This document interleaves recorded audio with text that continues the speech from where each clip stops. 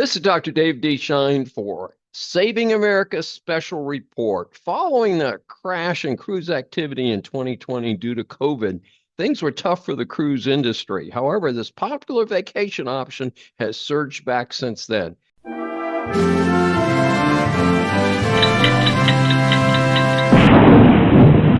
AAA estimates that 21.7 million Americans will hit the waters in 2026, making a consistent jump in travel over the last 4 or 5 years.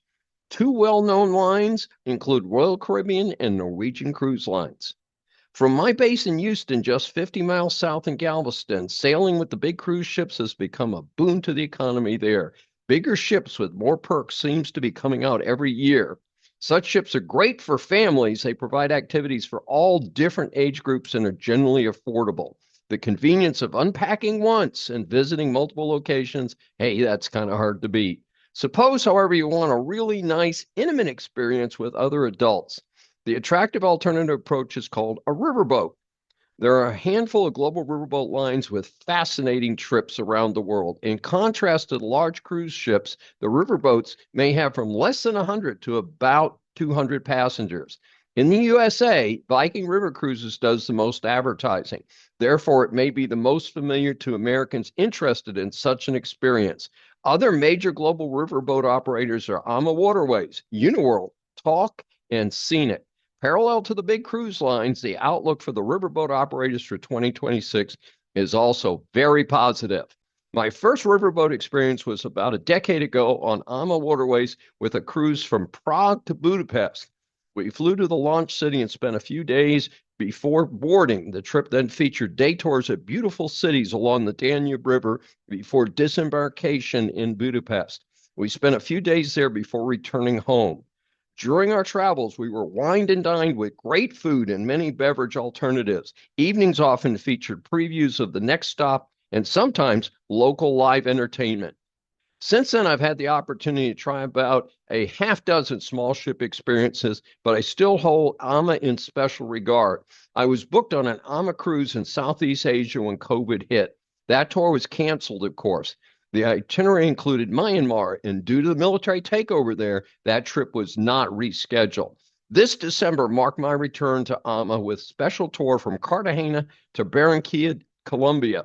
The AMA Magdalena is one of two 60-passenger ships on this new route, which has been in effect for about 8 months. The one-week tour features stops along the Magdalena River with local guides sharing the history and culture of the various villages. The largest intermediate stop was the city of Mompox, located at a major branch in the river. As a history buff, learning the stories behind the villages was enriching. Our first short tour was to the village of Palenque. A little told story is that the Spanish took kidnapped Africans to help develop the port of Cartagena. One of the slaves was a chief, Bencos Biojo. He somehow managed to escape with 10 others and set up in a remote area. Dating from 1603, that is the town now called Palenque, which means walled city. It became a refuge for escaped and freed slaves. After a century of fighting with the Spanish forces, finally a truce was reached with the King of Spain in 1714. Later the same day, we toured the historic town of Calamar. It was an important transportation point, but the steamship stopped calling and it has declined. With the recent arrival of the AMA riverboats, things are looking up for that town as well.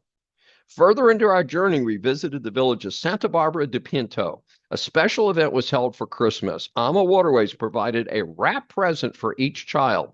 The ship's guests were invited to help distribute the presents on Christmas Eve in the town's meeting center. Over 200 children received presents during the event. As with other riverboat experiences, the cabins are beautiful and well appointed. Comfort is the name of the game. Great food and beverages will please every palate. There are always multiple choices for each meal. In my experience, there are generally 3 types of cabins at various price points on these riverboats. Obviously, that can vary by cruise line in the specific ships. What was especially appealing to me was the entire riverboat crew was from the country of Colombia.